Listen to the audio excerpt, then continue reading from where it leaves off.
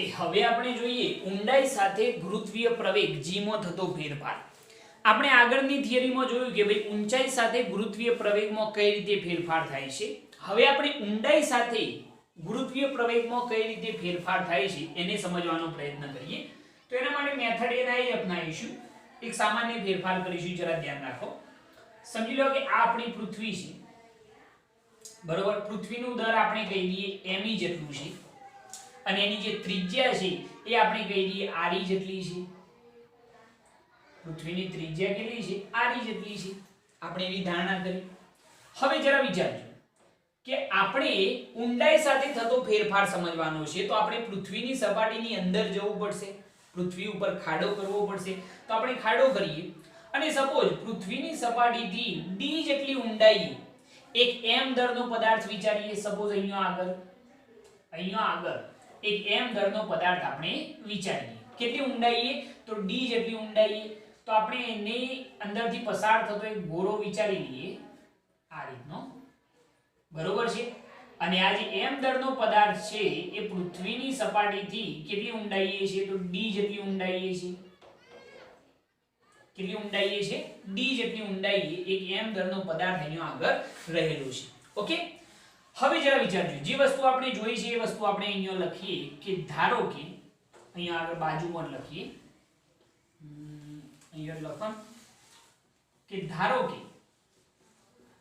કે પૃથ્વીનું દર કેટલું છે? m જેટલું છે. દર m અને ત્રિજ્યા કેટલી છે? તો r જેટલી છે. આપણે ધારણા શું કરી? સેમ પોઝિશન પેલાના જેવી જ ધારણા એ નહીં. ધારો કે પૃથ્વીનું દર કેટલું છે?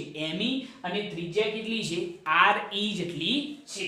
હવે શું વિચારેલું છે જો કે પૃથ્વીની સપાટી પરથી d જેટલી ઊંડાઈ, કેટલી ઊંડાઈ? તો d જેટલી ઊંડાઈ, જે દેખાય એ લખવાનું ભાઈ. પૃથ્વીની સપાટી પરથી d જેટલી ઊંડાઈએ p બિંદુ પાસે, સપોઝ આ p બિંદુ છે, p બિંદુ પાસે અથવા તો ડાયરેક્ટ લખો d જેટલી ઊંડાઈએ m દરનો પદાર્થ રહેલ છે, બરોબર. આ ધારણા થઈ કે ધારો કે પૃથ્વીનું દર m અને ત્રિજ્યા કેટલી છે? r જેટલી છે. પૃથ્વીની સપાટી પરથી કેટલી ઊંડાઈએ? તો d જેટલી ઊંડાઈએ એક m દરનો પદાર્થ રહેલો છે. આ m દરના પદાર્થનું પૃથ્વીના કેન્દ્રથી જો અંતર કેવું હોય તો કેટલું કહી શકાય? જરા વિચારીને કહેજો. કેન્દ્રથી આ અંતર કેવું હોય તો કેટલું થાય? જેને હું નામ આપી દઉં છું સપોઝ r, બરોબર છે. તો અહીંયા આગળ એ અંતર કેટલું થશે કે m દરના પદાર્થનું, સમજજો, m દરના પદાર્થનું પૃથ્વીના કેન્દ્રથી જો અંતર કેવું હોય તો r બરાબર કેટલું થશે? વિચારો. પૃથ્વીના કેન્દ્રથી m દરના પદાર્થનું જે અંતર છે સ્મોલ r બરાબર શું થાય? તો ત્રિજ્યામાંથી ઊંડાઈ બાદ કરી દઈએ એટલું થાય. શું કહ્યું મેં? પૃથ્વીના કેન્દ્રથી m દરના પદાર્થનું જે અંતર છે સ્મોલ r એ કેટલું થાય? તો ત્રિજ્યામાંથી ઊંડાઈ બાદ કરી દઈએ તો સ્મોલ r બરાબર r માઈનસ શું થશે? d. પૃથ્વીના કેન્દ્રથી આ જે m દરનો પદાર્થ છે એનું જો અંતર કેવું હોય તો સ્મોલ r બરાબર શું થશે? તો r માઈનસ d. પહેલા આટલી વસ્તુ ક્લિયર મગજમાં? ઓકે, શું વિચારેલું છે એક વખત ફરીથી કહી દઉં કે ધારો કે પૃથ્વીનું દર m અને ત્રિજ્યા કેટલી છે? r છે. પૃથ્વીની સપાટી પરથી d જેટલી ઊંડાઈએ એક m દરનો પદાર્થ રહેલો છે, જે તમને દેખાય છે, બરોબર. m દરના પદાર્થનું પૃથ્વીના કેન્દ્રથી જો અંતર કેવું હોય તો સ્મોલ r બરાબર શું થાય? તો r માઈનસ d જેટલું થઈ જાય. ક્લિયર? આની આપણે ખાસ જરૂર પડશે એટલે જરા ધ્યાન રાખજો. ઓકે, હવે જરા જુઓ કે આપણે આ m દરના પદાર્થ પર લાગતું ગુરુત્વીય બળ શોધવાનું છે. તો એના માટે આઈડિયા વિચારીએ કે આપણી જે પૃથ્વી છે એનું જો દર કેવું હોય તો દર બરાબર શું થાય? તો કદ ગુણ્યા ઘનતા. આપણે એ સૂત્રનો યુઝ કરીશું કે પૃથ્વીનું જે દર છે, પૃથ્વીનું દર m બરાબર જો આપણે કેવું હોય તો શું થશે ભાઈ? દર બરાબર શું થાય? તો ઘનતા ગુણ્યા કદ. એટલે એની ઘનતા કેટલી છે? તો ρ જેટલી, બરોબર છે. અને કદ કેટલું થશે? તો 4/3 પાઈ r e³ સમગ્ર પૃથ્વીનું દર છે આ. બરોબર છે. આ જે me છે એ સમગ્ર પૃથ્વીનું શું મળશે દર, અને દર બરાબર શું થાય તમે જાણો છો ને ઘનતા બરાબર શું થાય દર ભાગ્યા કદ. તો દર બરાબર શું થાય તો કદ ગુણ્યા ઘનતા. એ જ થાય ને. તો આપણે સમગ્ર પૃથ્વીનું દર વિચારેલું છે તો me બરાબર ઘનતા ગુણ્યા કદ. ઘનતા ગુણ્યા કદ. ઘનતા કેટલી છે સમગ્ર પૃથ્વીની ρ જેટલી, અને કદ કેટલું થાય ગોળો છે એટલા માટે શું થાય 4/3 pi r raise to cube. પરંતુ અહીંયા ત્રિજ્યા કેટલી છે re, તો 4/3 pi re raise to cube થઈ જશે. સમીકરણ નંબર 1 થઈ ગયું. બરોબર. આ સમગ્ર પૃથ્વીનું દર આવ્યું. બરોબર. આ લખવું હોય તો તમે એમ લખી શકો સમગ્ર પૃથ્વીનું દર થઈ ગયું. હવે જરા વિચારો, હવે આપણે કેન્દ્રથી r અંતરે આ m દળનો પદાર્થ રહેલો છે અને સપાટીથી d જેટલી ઊંડાઈએ m દળનો પદાર્થ રહેલો છે. તો એને સમાવતો જે આ ગોળો દેખાય છે તમને, જે તૂટક રેખા વડે મેં અહીંયા દર્શાવેલો છે, એ ગોળાની ત્રિજ્યા કેટલી થાય સ્મોલ r. એ નાના ગોળાનું જો આપણે દર કેવું હોય, આ નાનો ગોળો જે દેખાય છે તમને સ્મોલ r ત્રિજ્યાનો, એનું જો દર કેવું હોય તો એને હું નામ આપી દઉં છું ms. શું નામ આપું છું ms. તો અહીંયા આગળ આપણે એવું લખીએ કે r ત્રિજ્યાના કયો ગોળો તો નાના ગોળાનું દર. સમજજો, બહુ સમજવા જેવી વસ્તુ છે આ. r ત્રિજ્યાના નાના ગોળાનું દર ms બરાબર, ચલો પોઝિશન એના એ દર બરાબર શું થાય કદ ગુણ્યા ઘનતા. તો ચલો ઘનતા કેટલી તો ρ. સમગ્ર ઘનતા આખા ગોળાની કેવી હોય સમાન હોય. હવે એનું કદ શું થાય આ નાના ગોળાનું કદ ભાઈ, તો ગોળો છે એટલા માટે 4/3 પાઈ. ચલો આ નાના ગોળાની ત્રિજ્યા કેટલી સ્મોલ r, તો સ્મોલ r નો શું આવશે ક્યુબ થઈ જશે. બરોબર છે. આ જે સમીકરણ મળ્યું એને આપો સમીકરણ નંબર 2. બરોબર છે. પહેલા આ બે વસ્તુ મગજની અંદર ક્લિયર થવી જોઈએ. આની અંદર કોઈ કન્ફ્યુઝન રહેવું જોઈએ નહીં કે આપણે આ જે આખો સમગ્ર ગોળો છે એનું દર વિચાર, તો એને નામ આપ્યું me. બરોબર. સમગ્ર ગોળાનું દર તો ઘનતા ગુણ્યા કદ. ઘનતા કેટલી છે ρ અને કદ શું થાય તો 4/3 pi re raise to cube. એની ત્રિજ્યા re છે. હવે આપણે જે m દળનો પદાર્થ છે એમાંથી પસાર થતો જે નાનો ગોળો છે એ નાના ગોળાનું દર કેવું હોય તો એને નામ આપ્યું ms. તો ms બરાબર ઘનતા ગુણ્યા કદ, એટલે ρ * 4/3 પાઈ ઇન્ટુ ત્રિજ્યા કેટલી થશે સ્મોલ r, તો સ્મોલ r નો ક્યુબ. ક્લિયર આટલી વસ્તુ? ઓકે. હવે જો, હવે મારા શોધવાના છે ભાઈ ms. મારે ms ની જરૂર પડશે. તો એના માટે હું સૂત્ર બનાવું છું સમીકરણ 2 ભાગ્યા શું કરીએ 1 કરતો. ચલો 2 ભાગ્યા 1 કરીએ તો ms me. શું કરીએ ms me બરાબર શું થશે? ચલો ms બરાબર શું થાય તો ρ * 4/3 pi r raise to cube અપન me બરાબર શું થાય તો ρ * 4/3 pi re raise to cube. કિંમત એપ્લાય થઈ ગઈ.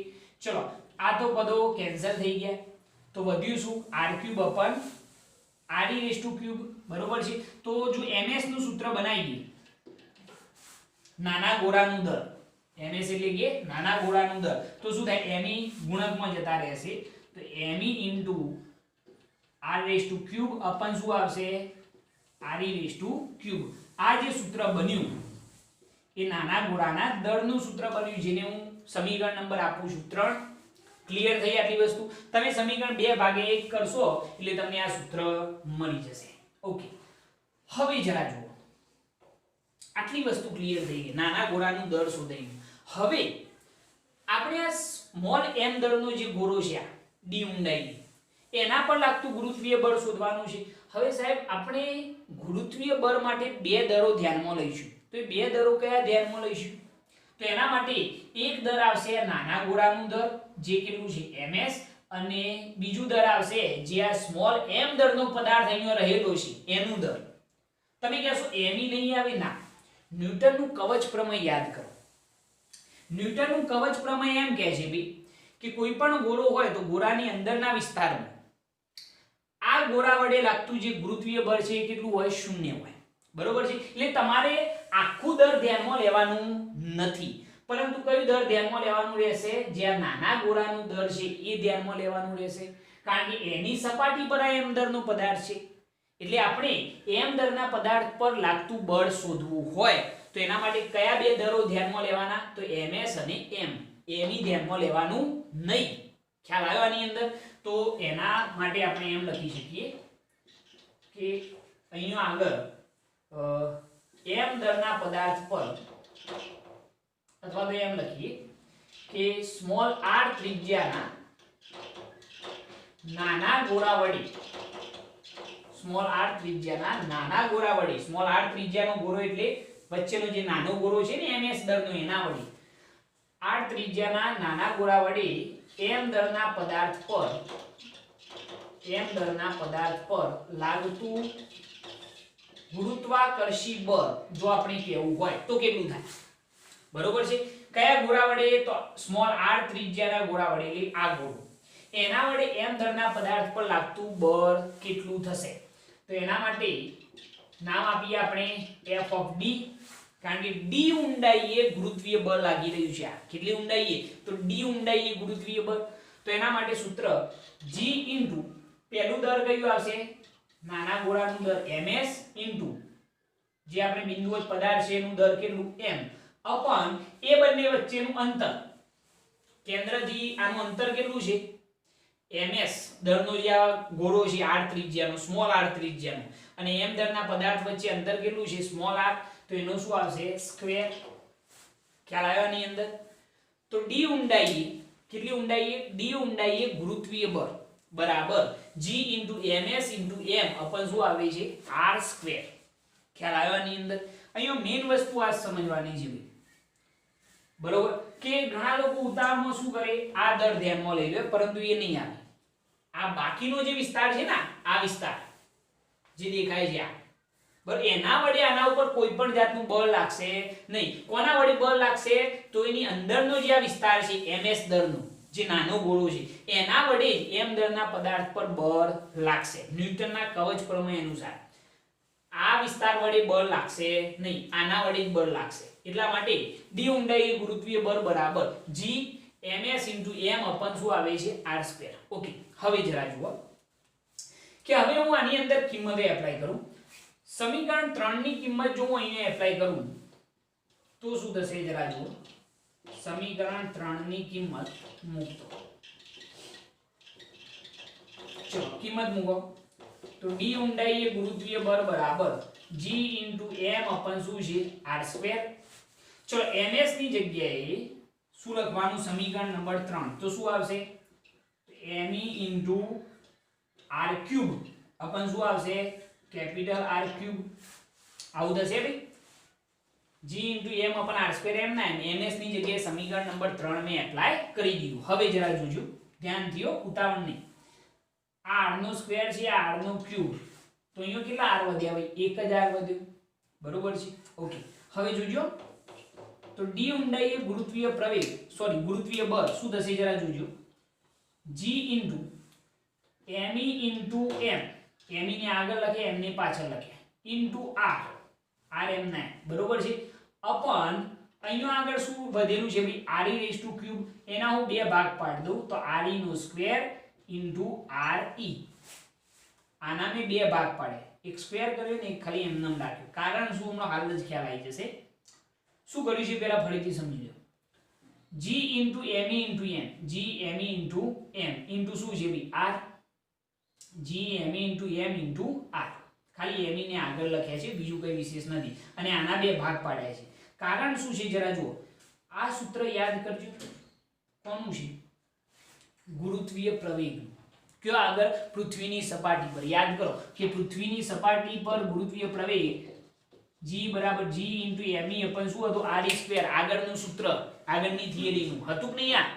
તો આની જગ્યાએ આપણે શું લખી શકીએ? ગુરુત્વીય પ્રવેગ લખી શકીએ પૃથ્વીની સપાટી પર. તો d ઊંડાઈએ ગુરુત્વીય બળ બરાબર આ શું છે? ગુરુત્વીય પ્રવેગ. તો એની જગ્યાએ શું લખાશે? ge. બરોબર છે? આની જગ્યાએ શું થઈ ગયું? ગુરુત્વીય પ્રવેગ ge into m into r અપન શું આવશે? re. આવું સૂત્ર આવશે. ઓકે, હવે જોજો, હવે આપણે શું કરીશું? હવે આપણે r ની કિંમત અહીંયાથી એપ્લાય કરીશું. r બરાબર શું લખાય? જો r બરાબર re - d મૂકતો આ જે r છે બરોબર એ શું છે ભાઈ કેન્દ્રથી આ m દરના પદાર્થનું અંતર છે તો એ આપણે એપ્લાય કરવાનું છે એપ્લાય કરી દઈશું બરોબર છે. પહેલા આટલી વસ્તુ ક્લિયર સિમ્પલ આઈડિયા છે ભાઈ. શું શું ધ્યાનમાં રાખવાનું છે મેં તમને કહી દીધું છે કે શરૂઆત તો પેલાની જેમ જ કેન્દ્રથી આ m દરના પદાર્થનું અંતર શું થાય તો સ્મોલ r બરાબર re - d. પહેલા શું કરવાનું આખા ગોળાનું દર m ઈ શોધવાનું. દર બરાબર ઘનતા ગુણ્યા કદ પરથી. એના પછી સ્મોલ r ત્રિજ્યાનો જે નાનો ગોળો છે એનું દર ms શોધવાનું. શોધી કાઢ્યું પછી બંનેનો ગુણોત્તર લેવાનો તમને ms નું સૂત્ર મળી જશે. હવે ms નું સૂત્ર મેળવ્યા પછી શું કરવાનું તો આ વસ્તુ ધ્યાન રાખવાની કે આખા ગોળા વડે આના ઉપર બળ નહીં લાગે બરોબર છે કારણ કે આની અંદરના વિસ્તારમાં છે એટલે આટલો વિસ્તાર જે દેખાય છે ને એના વડે બળ લાગશે નહીં. ખાલી આ અંદરનો જે વિસ્તાર છે આટલો વિસ્તાર એના વડે m દરના પદાર્થ પર બળ લાગશે મતલબ કે નાના ગોળા વડે જ m દરના પદાર્થ પર બળ લાગશે. તો મેં લખેલું છે કે સ્મોલ r ત્રિજ્યાના નાના ગોળા વડે m દરના પદાર્થ પર લાગતું ગુરુત્વીય બળ f ઓફ d એટલે કે d ઊંડાઈએ ગુરુત્વીય બળ બરાબર g પેલું દર ms * m અપન શું આવે છે r2 થઈ ગયું ગુરુત્વીય બળનું સૂત્ર. આ ધ્યાન રાખવાનું. હવે ખાલી શું કરવાનું ms નું સૂત્ર ms ની જે કિંમત છે સમીકરણ 3 એ અહીંયા આગળ એપ્લાય કરવાની છે. પછી આ ગુરુત્વીય પ્રવેગનું સૂત્ર બની જશે તો એની જગ્યાએ ge એપ્લાય કરી દો બરોબર તો તમને આ સૂત્ર મળી જશે. હવે હું સ્મોલ r બરાબર re - d એપ્લાય કરી દઈશ બરોબર છે. પહેલા આટલી વસ્તુ નોટ કરી લો એના પછી હું આગળ વધું. નોટ કરો આટલી વસ્તુ નોટ કરી લો. ઓકે હવે આપણે એનાથી આગળ વધીએ તો સ્મોલ r બરાબર શું લખીશું re - d. તો સૂત્ર શું બને છે જરા જોજો બહુ મહત્વની વસ્તુ બનશે કે અહીંયા આગળ સૂત્ર શું બનશે તો d ઊંડાઈએ ગુરુત્વીય બળ ge * m સ્મોલ r ની જગ્યાએ શું લખવાનું તો re - d અપન શું આવશે તો re થઈ જશે બરોબર છે. હવે જરા જુઓ આ m બરાબરની આ બાજુ લાવો સ્મોલ m જે દર છે ને એ તો એ બરાબરની આ બાજુ લે છેદમાં તો અહીંયા શું વધ્યું ge કૌંસની અંદર re - d અપન શું વધે છે re આટલું જ વધ્યું ને ભાઈ. ઓકે હવે જરા જુઓ આની જગ્યાએ શું લખાય વિચારીને કહેજો બળ ભાગ્યા દર શું થાય ગુરુત્વીય પ્રવેગ પરંતુ કેટલી ઊંડાઈએ d ઊંડાઈ એટલે ભાઈ યાદ છે ને m બરાબર ma પ્રવેગ જે છે ગુરુત્વીય પ્રવેગ છે એટલે g તો f/m બરાબર શું થઈ જાય ગુરુત્વીય પ્રવેગ g પરંતુ કેટલી ઊંડાઈએ d ઊંડાઈએ ગુરુત્વીય પ્રવેગ મળશે તો આની જગ્યાએ આપણે d ઊંડાઈએ ગુરુત્વીય પ્રવેગ લખીશું તો gd બરાબર શું થઈ જશે તો ચલો અહીંયા આગળ ge બાર રાખીએ re જે છે બંનેને સ્વતંત્ર લખીએ તો શું થાય ચલો અહીંયા સ્વતંત્ર લખીએ તો re / re કેટલા થઈ જાય 1 - d / અહીંયા શું થઈ જશે re આવું સૂત્ર બનશે બરોબર છે. તો અહીંયા આગળ આ જે સૂત્ર બન્યું એ d ઊંડાઈએ ગુરુત્વીય પ્રવેગનું સૂત્ર કહેવાશે. સમીકરણ 4 જે છે એ d ઊંડાઈએ શું આપે છે ગુરુત્વીય પ્રવેગનું સૂત્ર આપે છે જે ખૂબ જ મહત્વની વસ્તુ થઈ જાય બરોબર. આ કાઢી નાખું છું ઓકે. હવે જરા જો એનાથી આગળ આ જે સમીકરણ 4 મળ્યું એ કોના માટેનું સૂત્ર છે તો d ઊંડાઈએ ગુરુત્વીય પ્રવેગ માટેનું સૂત્ર છે. ક્લિયર ઓકે યાદ રાખજો મોઢે રાખજો કારણ કે દાખલાઓની અંદર કામમાં આવશે. d ઊંડાઈએ ગુરુત્વીય પ્રવેગ gd બરાબર શું થાય ge એટલે સપાટી પરનો ગુરુત્વીય પ્રવેગ કૌંસની અંદર 1 - d અપન શું થાય re. સિમ્પલી તમારે સમજવું હોય તો તમે એવું સમજી શકો કે જેમ જેમ d વધશે એટલે કે ઊંડાઈ જેમ જેમ વધશે એમ શું થશે ભાઈ ગુરુત્વીય પ્રવેગ ઘટશે. કઈ રીતે જરા જો d જેમ જેમ વધે એટલે કે ઊંડાઈ જેમ જેમ વધતી જશે તેમ તેમ આ પદ વધતું જાય આ પદ મોટું થાય એટલે 1 - a પદ થાય એટલે એકમાંથી એ પદ બાદ કરીએ તો જવાબ કેવો આવે ઘટશે 1 માંથી બાદ કરો જવાબનું મૂલ્ય કેવું થાય ખૂબ જ નાનું થાય અને એને પાછા g વડે ગુણો તો ગુરુત્વીય પ્રવેગ d ઊંડાઈ એ શું થવાનો ઘટવાનો છે તો અહીંયા આગળ એ પણ આપણે નોટ કરી લઈએ કે જેમ ઊંડાઈ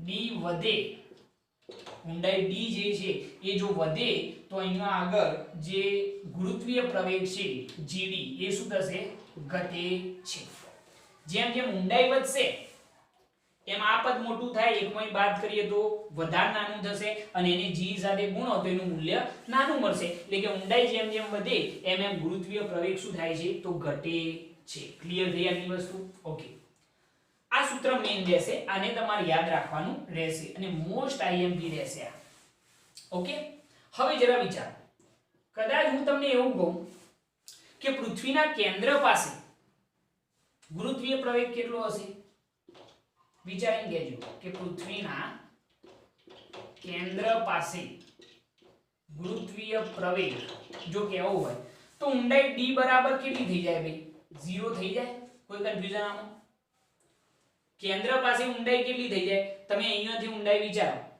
બરોબર છે તો અહીંયા ઊંડાઈ કેટલી થઈ જાય 0 થઈ જશે કારણ કે કેન્દ્ર થઈ ગયું એટલે ઊંડાઈ d બરાબર કેટલી થઈ ગઈ 0 થઈ ગઈ જો ઊંડાઈ d બરાબર 0 લખીએ તો આ d બરાબર 0 લખો બરોબર છે તો અહીંયા આગળ શું થઈ જાય 0 ભાગ્યા r બરોબર છે એટલે જવાબ કેટલો થઈ જશે 0 થઈ જશે બરોબર પૃથ્વીના કેન્દ્ર પાસે ગુરુત્વીય પ્રવેગ હા ભાઈ આ વસ્તુ થોડી ધ્યાન રાખજો કે પૃથ્વીના કેન્દ્ર પાસે ગુરુત્વીય પ્રવેગ હોય તો એના માટે ઊંડાઈ કેટલી થાય તો પૃથ્વીની ત્રિજ્યા જેટલી થાય ને ભાઈ એટલે d બરાબર આપણે શું લખવા પડે r e લખવા પડે પૃથ્વીના કેન્દ્ર પાસે જો વાત કરતા હોય તો બરોબર છે પૃથ્વીના કેન્દ્ર પાસે ઊંડાઈ d બરાબર કેટલી થઈ જાય પૃથ્વીની ત્રિજ્યા જેટલી તો d બરાબર જો r e લખીએ તો એ વખતે ગુરુત્વીય પ્રવેગ gd બરાબર કેટલો થઈ જાય તો જુઓ ge કૌંસની અંદર 1 - d બરાબર શું લખવાના re upon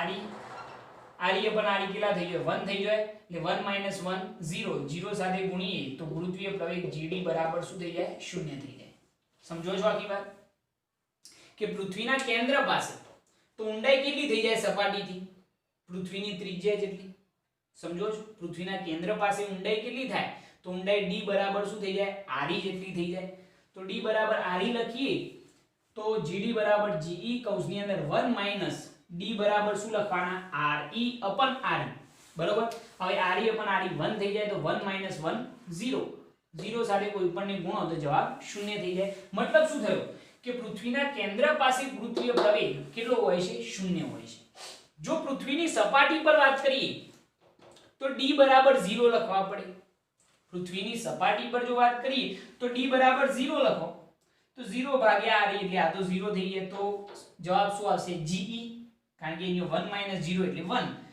એને g સાથે ગુણો ge એટલે કે સપાટી પરનો ગુરુત્વીય પ્રવેગ તો શું થાય g જેટલો જ થાય પરંતુ યાદ રાખો કે કેન્દ્ર પાસે ગુરુત્વીય પ્રવેગ કેટલો થઈ જાય 0 થઈ જાય ઓકે આને થોડું આલેખ પરથી પણ આપણે સમજી શકીએ કે આપણને ખ્યાલ છે ભાઈ કે ગુરુત્વીય પ્રવેગ વિરુદ્ધ અંતરનો જો આલેખ દોરીએ તો આલેખ શું થાય છે ચલો સમજો કે અહીંયા કેન્દ્રથી શરૂઆત કરીએ તો કેન્દ્ર પાસે ગુરુત્વીય પ્રવેગ કેટલો 0 બરોબર છે તમે જેમ જેમ સપાટી તરફ જતા જશો ને એમ એમ ગુરુત્વીય પ્રવેગ વધતો જશે બરોબર છે અને એક્ઝેક્ટ સપાટી પર આવી જશો એટલે r બરાબર ત્રિજ્યા કેટલી થઈ જાય પૃથ્વીની ત્રિજ્યા જેટલી બરોબર તમે જેમ જેમ પૃથ્વીના કેન્દ્રથી સપાટી પર જશો સમજી લો કે આ રીતની વસ્તુ હું વિચારું કે પૃથ્વીના કેન્દ્રથી તમે જેમ જેમ સપાટી પર જશો તેમ તેમ ગુરુત્વીય પ્રવેગ શું થાય વધતો જાય એટલે ગુરુત્વીય પ્રવેગ g ચલે છે શું આવે r ગુરુત્વીય પ્રવેગ એ અંતરના શું હોય છે સમપ્રમાણમાં હોય છે પૃથ્વીના અંદરના વિસ્તારમાં બરોબર છે તમે કેન્દ્રથી જેમ જેમ સપાટી પર જશો તેમ તેમ ગુરુત્વીય પ્રવેગ વધશે અને પૃથ્વીની સપાટી પર એટલે કે r બરાબર re પાસે ગુરુત્વીય પ્રવેગ કેવો થઈ જાય મેક્સિમમ થઈ જશે ge જેટલો પરંતુ તમે જેમ જેમ એનાથી દૂર જશો સપાટી પરથી જેમ જેમ દૂર જઈએ તેમ તેમ ગુરુત્વીય પ્રવેગ શું થાય ઘટતો જાય અને અંતે 0 થતો જાય એટલે કે સપાટીથી દૂર જતો ગુરુત્વીય પ્રવેગ એ અંતરના વર્ગના શું હોય છે વ્યસ્ત પ્રમાણમાં હોય છે એનો આલેખ થઈ ગયો ખ્યાલ આવે છે આની અંદર મેં તમને શું કહ્યું સમજજો આ વસ્તુ કે કેન્દ્રથી જેમ જેમ સપાટી પર જઈએ કેન્દ્ર પર તો 0 કેન્દ્ર પર ગુરુત્વીય પ્રવેગ કેટલો 0 કેન્દ્રથી સપાટી તરફ જઈએ તેમ તેમ ગુરુત્વીય પ્રવેગ વધતો જાય g ચલે છે r મુજબ અંતર પ્રમાણે ગુરુત્વીય પ્રવેગ પણ શું થશે વધતો જશે સપાટી પર આવશો એટલે ત્રિજ્યા r બરાબર શું થઈ જાય re સપાટી પર મેક્સિમમ થઈ ગયો બરોબર છે સપાટી પર કેવો થયો મેક્સિમમ g જેટલો થઈ ગયો હવે સપાટીથી જેમ જેમ દૂર જઈએ તેમ તેમ ગુરુત્વીય પ્રવેગ શું થાય ઘટતો જાય જો ગ્રાફ નીચે આવે છે અને સપાટીથી દૂર જઈએ તેમ તેમ ગુરુત્વીય પ્રવેગ એ અંતરના વર્ગના વ્યસ્ત પ્રમાણમાં એટલે કે g ચલે છે 1/r² મુજબ ઘટતો જાય છે એવો આપણને ખ્યાલ આવે છે આના ઉપરથી ખબર પડી આની અંદર તો આ આલેખ પણ ઇમ્પોર્ટન્ટ છે એટલે આને પણ તમે દોરી કાઢજો ખૂબ જ મહત્વનો રહેશે અને આ ધ્યાન રાખજો કે પૃથ્વીના કેન્દ્ર પાસે ગુરુત્વીય પ્રવેગ શૂન્ય હોય છે એ MCQ ની અંદર પૂછી શકાય ઓકે નોટ કરી લો આટલી વસ્તુ અને આને 2-3 વખત લખીને જાતે ટ્રાય કરજો લેક્ચરને પણ જોજો તો ખબર પડશે એક્ઝેક્ટ તો મજા આવશે તમને પણ અને મોસ્ટ IMP ટોપિક છે ઓકે હવે આપણે ઉદાહરણનો એક દાખલો જોઈએ ઉદાહરણ 8.2 એની અંદર શું કહ્યું છે જરા જોજો કે એક સમબાજુ ત્રિકોણ ABC ના દરેક શિરોબિંદુ પર m કિલોગ્રામ જેટલું દર ધરાવતા પદાર્થ રાખેલા છે એક સમબાજુ ત્રિકોણ છે આ રીતનો જેનું નામ છે ABC જેના ત્રણેય શિરોબિંદુ પર m કિલોગ્રામ દળનો પદાર્થ રાખેલો છે સમજી લો કે A શિરોબિંદુ પર m કિલોગ્રામ દળનો પદાર્થ B પર પણ અને C પર પણ m કિલોગ્રામ દળનો પદાર્થ રાખેલ છે એની અંદર પહેલો ક્વેશ્ચન એવો છે કે ત્રિકોણના મધ્ય કેન્દ્ર G પર મૂકેલા 2m દર પર કેટલું બળ લાગશે ત્રિકોણનું જે મધ્ય કેન્દ્ર છે એ મધ્ય કેન્દ્ર અહીંયા આવશે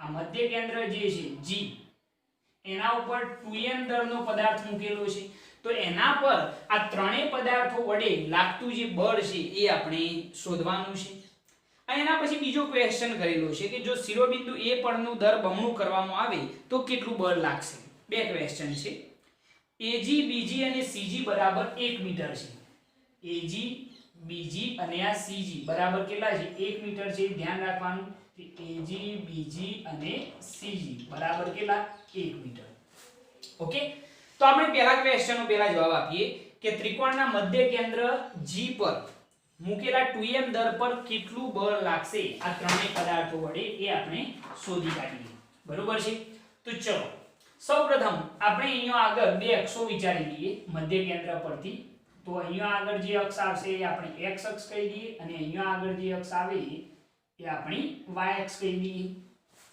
એટલે થોડીક સરળતા રહેશે બરોબર છે આપણે શું કરવાનું છે કે ત્રિકોણનું જે આ મધ્ય કેન્દ્ર છે G એના પર 2m દળનો પદાર્થ મૂકેલો છે તો શિરોબિંદુ પરના દરેક પદાર્થ વડે A B અને C વડે 2m દર પર લાગતું જે બળ છે એ આપણે શોધવાનું છે તો અહીંયા આગળ આપણે સૌપ્રથમ પહેલી વસ્તુ એવી શોધીએ કે A બિંદુ વડે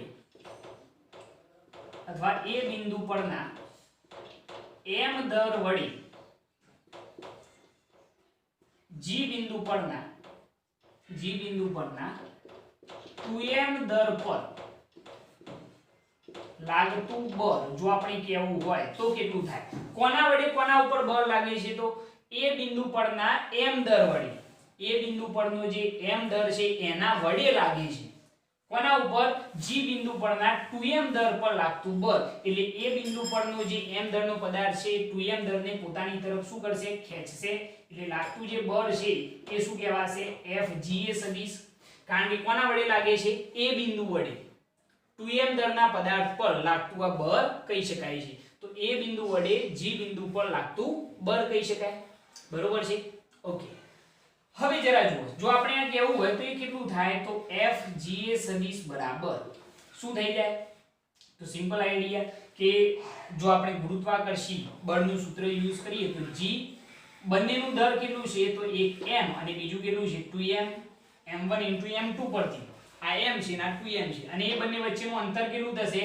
1 મીટર છે AG બરાબર તો 1 નો સ્ક્વેર ઇન્ટુ આ સદિશ સ્વરૂપ છે સદિશ સ્વરૂપ હોય તો સદિશ બરાબર મૂલ્ય ગુણ્યા એનો શું આવે એકમ સદિશ યાદ છે ને ભાઈ બરોબર તો આપણે સદિશ બરાબર આ મૂલ્ય લખ્યું ગુણ્યા એને એકમ સદિશ કઈ અક્ષની દિશામાં બળ લાગતું હશે ભાઈ આ FGA સદિશ કઈ દિશામાં લાગે છે તો y અક્ષની દિશામાં એટલા માટે શું આવશે j કેરેટ બરોબર છે અને થોડું વ્યવસ્થિત લખી કાઢીએ તો FGA સદિશ બરાબર 2g m નો સ્ક્વેર 2g m નો સ્ક્વેર અપન 1 નો સ્ક્વેર તો એક જ થાય લખવાની જરૂર નથી ઇન્ટુ શું આવશે j કેરેટ આ પહેલું બળ શોધાઈ બરોબર છે કોઈ કન્ફ્યુઝન નહીં આ વાતમાં કોના વડે આ બળ લાગ્યું ભાઈ તો a બિંદુ પરના m દર વડે g બિંદુ પરના 2m દર પર લાગતું બળ છે એટલા માટે મેં FGA સદિશ લખેલું છે જેના વડે લાગે કયો આવે પાછળ આવશે બરોબર છે ઓકે સેમ પોઝિશન એનાથી આગળ વિચારો તો હવે p બિંદુ પરના m દર વડે g બિંદુ પરના 2m દર પર લાગતું બળ એટલે કે b બિંદુ પરનો જે પદાર્થ છે એ 2m દરને પોતાની તરફ આકર્ષતો હશે કારણ કે આના લીધે બળ લાગે છે તો એને શું લખવામાં આવશે તો FGB સદિશ શું લખવામાં આવશે FGB સદિશ બરોબર છે ઓકે તો આપણે એ શોધીએ કે એ કેટલું થશે તો એના માટે અહીંયા આગળ આપણે આ રીતે લખીએ કે B બિંદુ પરના પદાર્થ વડે શોર્ટમાં લખું તો ખ્યાલ આવી જશે કે આખું લખવું પડશે આખું લખીએ ચલો વાંધો નહીં B બિંદુ પરના પદાર્થ વડે G બિંદુ પરના પદાર્થ પર G બિંદુ પરના પદાર્થ પર લાગતું બળ B બિંદુ પરનો જે પદાર્થ છે m એના વડે જેના વડે લાગે એ કયો આવે પાછળ તો FGB સદિશ બરાબર ચલો કેટલું બળ લાગતું હશે ગુરુત્વાકર્ષી બળ આ બંને વચ્ચે તો એના માટે આપણે મૂલ્ય ગુણ્યા અને એકમ સદિશ પરંતુ એકમ સદિશ અહીંયા કયો લેવો એ મુશ્કેલી થઈ જાય કારણ કે આ તો આ જે બળ છે ના x અક્ષની દિશામાં છે ના y અક્ષની દિશામાં છે તો એના માટે એના બે ઘટકો વિચારવા પડે એક ઘટક આવશે આ FGB સદિશનો એક ઘટક આવશે આમ અને બીજો ઘટક આવશે આમ આવશે બરોબર છે આ ઘટક કેવો હોય તો આપણે શું કહી શકીએ FGB સપોઝ અહીંયા આગળ થીટા ખૂણો બને છે તો આ ઘટક કેટલો થઈ જાય FGB cos 30 થાય ના થાય FGB શું આવશે cos 30 બરોબર છે જે x અક્ષની દિશામાં છે એટલે તમારે ઘટક લખવો હોય તો એ ઘટક કયો આવશે i કેરેટ ઘટક થશે કયો ઘટક થશે i કેરેટ કારણ કે x અક્ષની દિશામાં આવે છે ના અને ઋણ x અક્ષની દિશામાં છે એટલા માટે એને આપણે કેવું લેવું પડશે માઈનસ બરોબર હવે જરા જો આ ખૂણો તો 30 ડિગ્રીનો જ બને ને ભાઈ કારણ કે આખો ખૂણો કેટલાનો હોય 60 નો હોય આખો ખૂણો કેટલાનો હોય 60 નો હોય તો સપોઝ આપણે વિચારીએ તો આ 30 નો થાય તો આ યુગ્મ કોણ બને તો આ પણ 30 નો જ હોય બરોબર ઓકે હવે જરા જુઓ કે અહીંયા આગળ આપણે એ વિચારી લીધું છે કે આ 30 ડિગ્રીનો ખૂણો હશે હવે એનો બીજો ઘટક આપણે વિચારીએ FGB સદિશનો તો એ કેટલો થશે તો એ ઘટક આપણે અહીંયા લખીશું FGB sin 30 શું આવશે j કેરેટ કારણ કે y અક્ષની દિશામાં છે પરંતુ એ પણ માઈનસ આવશે કારણ કે ઋણ y અક્ષની દિશામાં છે તો એના માટે આપણે એના બે ઘટકો લખીશું minus FGB cos 30 i caret minus કેમ આયા ખબર પડી કારણ કે પહેલો ઘટક જે છે ઋણ x અક્ષની દિશામાં છે એટલા માટે માઈનસ આવ્યો બીજો ઘટક જે છે એ ઋણ y અક્ષની દિશામાં છે એટલે એ પણ કેવો આવશે minus FGB sin 30 j caret કોઈ કન્ફ્યુઝન નહીં આ વાતમાં કેમ આ ઘટકો ધ્યાનમાં લેવા પડે એ ખ્યાલ આવ્યો ને કારણ કે FGB સદિશ જે છે એ ના તો x અક્ષની દિશામાં છે ના y અક્ષની દિશામાં તો મેં એના બે ઘટકો વિચારી લીધા અહીંયા ખૂણો થીટા બને તો આ ઘટક કેટલો થાય FGB cos 30 i કેરેટ કઈ અક્ષની દિશામાં છે x અક્ષ આ x અક્ષ છે પરંતુ આ ઋણ x અક્ષ આવશે એટલા માટે આ ઘટક માઈનસ આવશે બીજો ઘટક આવશે FGB sin 30 j કેરેટ પરંતુ એ ઋણ y અક્ષની દિશામાં એટલે માઈનસ થઈ જાય મેં બંને ઘટકો એપ્લાય કરી દીધા ઓકે હવે FGB સદિશ બરાબર ચલો બંનેમાંથી કોમન શું નીકળે તો તમે કહેશો FGB માઈનસ કોમન નથી કાઢવાનો ખાલી મૂલ્ય ચલો તો અહીંયા શું વધશે minus cos 30 into i caret minus અહીંયા શું આવશે sin 30 into શું આવશે j કેરેટ બરોબર છે તો fgb સદિશ બરાબર ચલો fgb આ મૂલ્ય છે આ તો શું છે ભાઈ મૂલ્ય તો આપણે fgb એટલે કે b બિંદુ પરના પદાર્થ વડે g બિંદુ પર લાગતું બળ જો કેવું હોય તો g ચલો આ બંને પદાર્થોનું દળ તો m1 બરાબર m * શું આવશે 2m અપન એ બંને વચ્ચેના અંતરનો સ્ક્વેર તો bg બરાબર 1 મીટર તો એનો સ્ક્વેર કૌંસની અંદર -cos 30 * i કેરેટ -sin 30 * શું આવશે j કેરેટ એમને બરોબર છે થોડુંક સાદું રૂપ આપી દઈએ તો fgb સદિશ બરાબર અહીંયા શું થઈ જાય 2gm નો સ્ક્વેર 1 નો વર્ગ તો 1 જ થશે અરે એમ નામ લખીએ તો cos 30 * i caret -sin 30 * j caret જે ઘટકો ધ્યાનમાં લીધા છે એ સમીકરણ નંબર આપી દો 2 બરોબર છે ઓકે સરસ હવે જરા જો હવે આપણે ત્રીજા પદાર્થ એટલે કે c બિંદુ વડે કોના વડે c બિંદુ વડે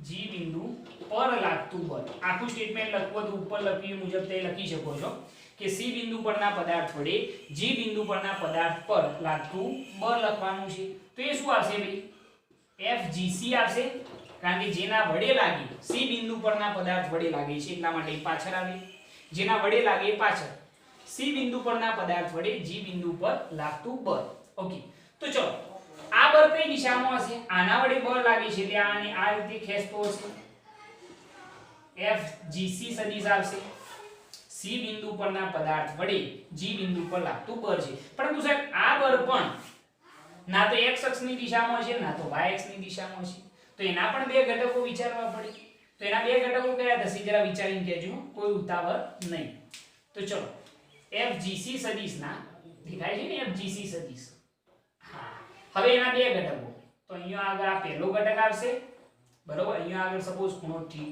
થીટા બને છે અને એ કેટલો 30 ડિગ્રી નો થીટા બરાબર કેટલા હશે 30 ડિગ્રી સમજો છો ને એટલું તો કારણ કે આખો ખૂણો 60 નો હોય તો આ 30 નો હોય તો આપણને કેટલા નો થાય 30 નો યુગ્મ કોણની જોડ બન્યા ઓકે તો અહીંયા આગળ આ ઘટક બનશે fgc * cos 30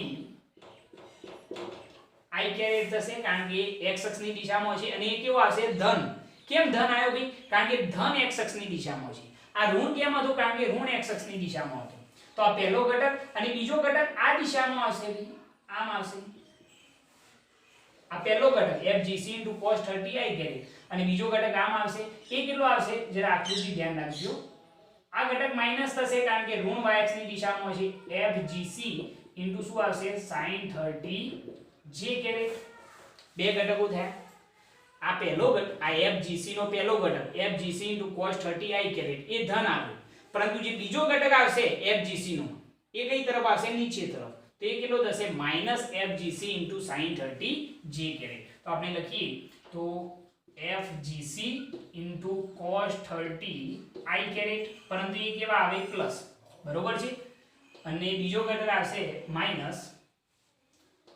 fgc * sin 30 j caret કોઈ કન્ફ્યુઝન નહીં આ વાતમાં બે ઘટકો લખવાના છે જુઓ આ રહ્યું આપણું બળ બરોબર c બિંદુ પરના પદાર્થ વડે g પર લાગતું બળ એટલે fgc સદિશ એના બે ઘટકો વિચાર્યા પહેલો ઘટક fgc cos 30 i કેરેટ અને બીજો ઘટક -fgc sin 30 j કેરેટ બરોબર છે ઓકે હવે જરા જુઓ કે fgc બરાબર હવે શું થશે તો આ બંનેમાંથી fgc કોમન તો અહીંયા આગળ શું વધશે તો cos 30 i caret sin 30 j caret okay fgc નું મૂલ્ય છે આ c બિંદુ પરના પદાર્થ વડે g બિંદુ પર લાગતું બળ તો એ તો કેટલું આવશે g પહેલું દર કેટલું m અને બીજું કેટલું આવશે 2m m * 2m અપન 1 નો સ્ક્વેર એ બંને વચ્ચેનું અંતર તો 1 મીટર જ છે કૌંસની અંદર cos 30 i કેરેટ sin 30 શું આવશે j કેરેટ બરોબર છે થોડુંક સાદું રૂપ આપીને લખો તો અહીંયા આગળ શું થશે fgc સદિશ બરાબર ચલો અહીંયા 2gm નો સ્ક્વેર થઈ જાય કૌંસની અંદર cos 30 i caret sin 30 j caret બરોબર તો આ C બિંદુ પરના પદાર્થ વડે G બિંદુ પર લાગતું બળ આપણને મળી ગયું. બરોબર, સિમ્પલી મેં ટેકલ કર્યું છે આ. બરોબર, પહેલા આટલી વસ્તુ માઇન્ડમાં ક્લિયર થવી જોઈએ કે અહીંયા આગળ સૌપ્રથમ શું કરવાનું, તો પહેલા આપણને શું કર્યું છે કે શિરોબિંદુ પરના જે પદાર્થો છે એના વડે મધ્ય કેન્દ્ર પર એટલે કે G બિંદુ પર લાગતું બળ શોધવાનું છે. તો પહેલું મેં શોધ્યું કે A બિંદુ પરના પદાર્થ A બિંદુ પરના m દર વડે G બિંદુ પરના 2m દર પર લાગતું બળ. આના વડે અથવા ડાયરેક્ટ તમે એવું લખો કે A બિંદુ વડે G બિંદુ પર લાગતું બળ. A બિંદુ વડે G બિંદુ પર લાગતું બળ લખી શકાય. શોર્ટમાં એવું લખશો તો પણ ચાલશે. તો FGA સદિશ બરાબર શું થઈ જાય, તો G આપણા સૂત્ર મુજબ G અહીંયા આગળ પહેલું દર m * 2m અપન એ બંને વચ્ચેના અંતર 1 નો સ્ક્વેર. આપણે સદિશ સ્વરૂપ લખીએ છીએ તો એની સાથે એનો એકમ સદિશ, અને એ તો ચોક્કસ છે કઈ દિશામાં બળ લાગે છે, ધન y x ની દિશામાં, એટલે ઘટક કયો આવશે, j કેરેટ. એકમ સદિશ કયો આવશે, j કેરેટ. તો FGA સદિશ બરાબર 2gm નો સ્ક્વેર ઇન્ટુ શું થઈ ગયું, j કેરેટ. સમીકરણ નંબર 1. સેમ પોઝિશન B બિંદુ પરના પદાર્થ વડે G બિંદુ પરના પદાર્થ પર લાગતું બળ છે. જેના વડે લાગે કે આવે પાછળ. B બિંદુ પરના પદાર્થ વડે G બિંદુ પર લાગતું બળ છે એટલે આ દિશામાં આવશે. આના વડે બળ લાગે છે એટલે આમ કહેશે. પરંતુ અહીંયા પ્રોબ્લેમ શું છે કે ના તો આ x અક્ષની દિશામાં છે ના y અક્ષની દિશામાં. તો એના બે ઘટકો વિચારવા પડે. આ પહેલો ઘટક, આ બીજો ઘટક. અહીંયા આગળ સપોઝ ખૂણો θ, તો આ ઘટક શું થાય, FGB * cos 30 i કેરેટ. અહીંયા g ની સાથે θ ખૂણો બને એ ઘટક કયો આવે, cos 30 * શું આવશે, i કેરેટ. આ 30 ડિગ્રી કઈ રીતે થશે ખ્યાલ આવે ને, આખો 60 નો હશે એટલે આ 30 નો હોય તો આ પણ 30 નો જ થાય. પરંતુ આ માઈનસ આવશે. કેમ? કારણ કે આ ઋણ x અક્ષની દિશામાં છે. અને બીજો ઘટક કયો આવશે, -FGB * sin 30 j કેરેટ. બે ઘટકો થઈ ગયા. આ પણ ઋણ આવશે કારણ કે આ ઋણ y અક્ષની દિશામાં છે. બરોબર, તો મેં અહીંયા લખેલા છે જો -FGB * cos 30 i caret -FGB * sin 30 j caret. FGB common કાઢે, વધ્યું એ લખી કાઢ્યું છે. FGB નું મૂલ્ય B બિંદુ પરના પદાર્થ વડે G બિંદુ પર લાગતું બળ. તો એના માટે શું થાય, gm * 2m અપન એ બંને વચ્ચેનું અંતર 1 મીટર એનો સ્ક્વેર. કૌંસમાં આપણે m ના m રાખવાનું. તો આ શું થાય, 2gm નો સ્ક્વેર કૌંસની અંદર -cos 30 * i caret -sin 30 * j caret. સમીકરણ નંબર 2 થઈ ગયું. સેમ પોઝિશન, સેમ એના રીતે C બિંદુ પરના પદાર્થ વડે G બિંદુ પર લાગતું બળ. FGC સદિશ બરાબર આના વડે આના ઉપર બળ લાગે છે એટલે બળ આ દિશામાં છે. જો FGC સદિશ C બિંદુ પરના પદાર્થ વડે G બિંદુ પર લાગતું બળ. પરંતુ આ પણ ના x અક્ષની દિશામાં ના y અક્ષની દિશામાં. તો બે ઘટકો, પહેલો ઘટક આમ, બીજો ઘટક આમ. તો અહીંયા આગળ સપોઝ ખૂણો θ, તો આ ઘટક શું બને ભાઈ, FGC * cos 30 i કેરેટ.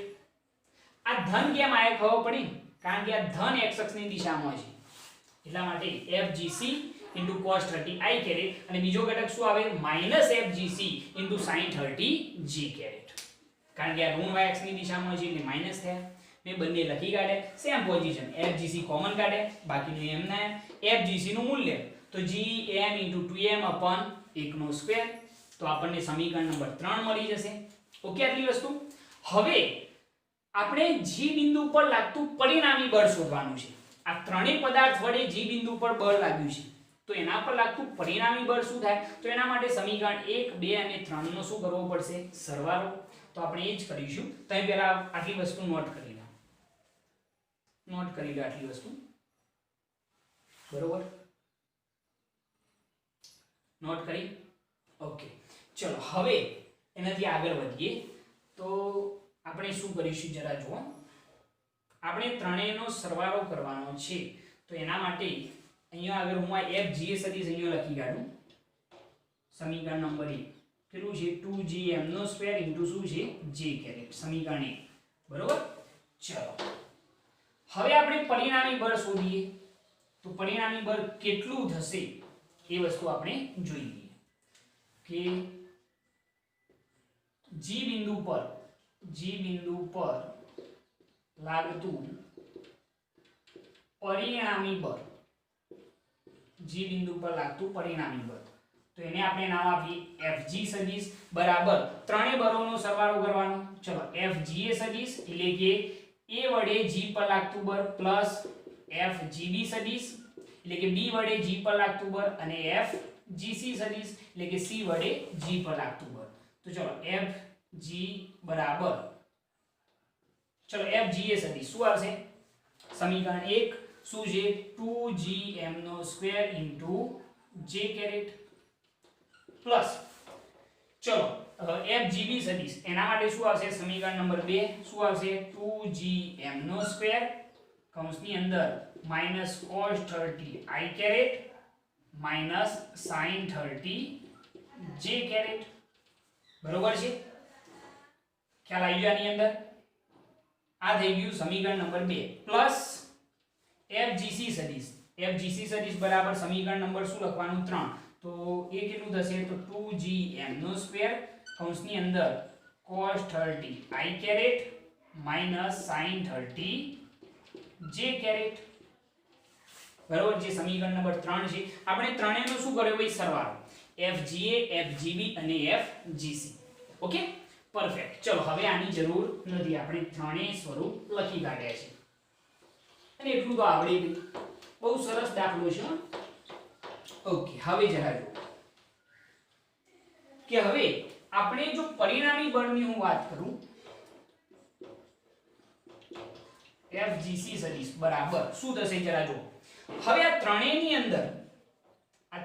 અંદર એક વસ્તુ કોમન છે કઈ બે તો 2gm² ત્રણેયની અંદર કોમન છે બરોબર આને આપવો આપજો સમીકરણ નંબર 4 બરોબર આ ત્રણેયની અંદર એક વસ્તુ કોમન 2gm² એને આપણે કોમન લઈ લઈએ તો 2gm² કોમન નીકળી ગયો તો ચલો અહીંયા શું વધ્યો તો j કેરેટ અહીંયા શું વધ્યો j કેરેટ બરોબર છે અહીંયાથી 2gm² કોમન નીકળી ગયો તો અહીંયા શું વધશે -cos 30 i caret -sin 30 j caret બરોબર છે અહીંયાથી 2gm² કોમન નીકળી ગયો તો અહીંયા શું વધશે આ તો પ્લસ છે ને ભાઈ તો અહીંયા આવશે +cos 30 i caret -sin 30 j caret બરોબર છે 2gm² ત્રણેયમાંથી કોમન કાઢ્યો બાકી વધ્યું લખી કાઢ્યું ઓકે હવે જરા જો કે G બિંદુ પર લાગતું પરિણામી બળ બરાબર 2gm² કૌંસની અંદર j કેરેટ માઈનસ અહીંયા શું થશે cos 30 ની કિંમત પરંતુ અહીંયા આગળ cos 30 ની કિંમત લખવાની જરૂર જ નહીં કારણ કે આ માઈનસ છે આ પ્લસ છે તો એ બંનેનું કેન્સલ તો આની કિંમત લખીશું -sin 30 એની કિંમત શું થાય 1/2 j કેરેટ અને આ પણ -sin 30 sin 30 ની કિંમત 1/2 j કેરેટ તો G બિંદુ પર લાગતું પરિણામી બળ બરાબર 2gm² j કેરેટ આ 1/2 j કેરેટ -1/2 j કેરેટ અડધો ને અડધો આખો પરંતુ કેવા -j કેરેટ અડધો ને અડધો આખો થઈ જાય ને એટલે -j caret j caret -j caret કેટલા થઈ જાય 0 તો G બિંદુ પર લાગતું પરિણામી બળ કેટલું થયું 0 ખ્યાલ આવ્યો તો અહીંયા આગળ આપણે એમ કહી શકીએ છીએ કે G બિંદુ પર લાગતું પરિણામી બળ કેટલું થાય છે 0 થાય છે બહુ સરસ દાખલો છે બીજા આ પહેલો ક્વેશ્ચન સોલ્વ થઈ ગયો અને મેં જે રીતે સમજાવ્યો છે આકૃતિની અંદર આકૃતિ પરફેક્ટ દોરજો ધીરે ધીરે સમજીને તો એક્ઝેક્ટ મગજમાં બેસી જશે ઓકે આટલી વસ્તુ નોટ કરી લેજો અને આ સમીકરણ વ્યવસ્થિત લખજો અને પછી દરેકની અંદરથી 2gm² કોમન કાઢી લો એટલે તમને પરિણામી બળ 0 મળી જશે નોટ કરી લેવાની નોટ કરી લ્યો ભાઈ ઓકે હવે એની અંદર જે બીજો ક્વેશ્ચન છે એ આપણે સોલ્વ કરીએ કે બીજો ક્વેશ્ચન એવો છે કે જો શિરોબિંદુ A પરનું દર બમણું કરવામાં આવે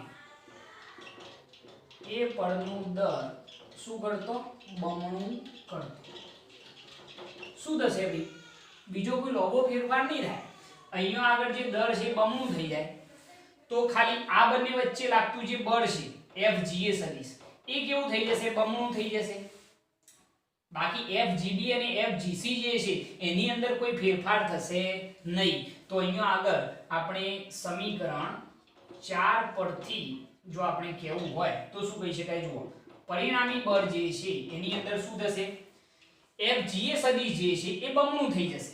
અહીંયા 2m થાય તો 2 વડે ગુણવાના, તો 2 કૌંસની અંદર 2gm² j કેરેટ પ્લસ બાકીનો સ્ટેપ એમના એમ રહેશે 2gm² કૌંસની અંદર minus cos 30 i caret minus sin 30 j caret બરોબર છે પ્લસ 2gm² કૌંસની અંદર cos 30 i caret minus sin 30 j caret. ટૂંકમાં ફેરફાર કેટલો થયો પેલા પદમાં આની અંદર. અહીંયા દર બમણું થાય તો આ બંને વચ્ચે લાગતું જે બળ છે એ પણ બમણું થઈ જાય એટલે 2 વડે મેં એને ગુણી કાઢ્યા તો f g સદિશ બરાબર આ કેટલા થઈ જાય 4gm² ઇન્ટુ શું આવશે j કેરેટ.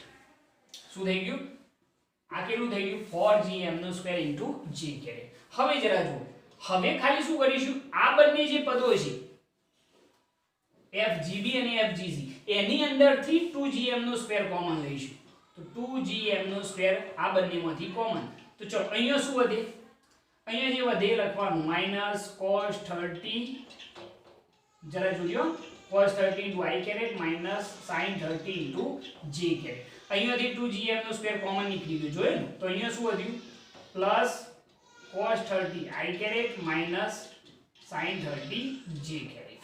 ઓકે આ બંને પદોમાંથી 2gm² કોમન લીધો તો અહીંયા આ સ્ટેપ વધ્યું પ્લસ અહીંયા આગળ શું વધે cos 30 into i caret minus sin 30 into j caret. તો પરિણામી બળ fg સદિશ બરાબર 4gm² into j caret plus 2gm² કૌંસની અંદર ચલો અહીંયા આગળ plus cos 30 into i caret minus sin 30 into i caret આ તો બંને સોરી આ minus cos 30 into i caret અને આ plus cos 30 into i caret એ બંને તો ગયા આ બંને ખાલી વધશે આ કેટલો થશે માઈનસ sin 30 ની કિંમત 1/2 into j કેરેટ અને આ પણ sin 30 તો એની પણ કિંમત શું થાય 1/2 into j કેરેટ. તો પરિણામી બળ fg સદિશ બરાબર 4gm² into j caret plus 2gm².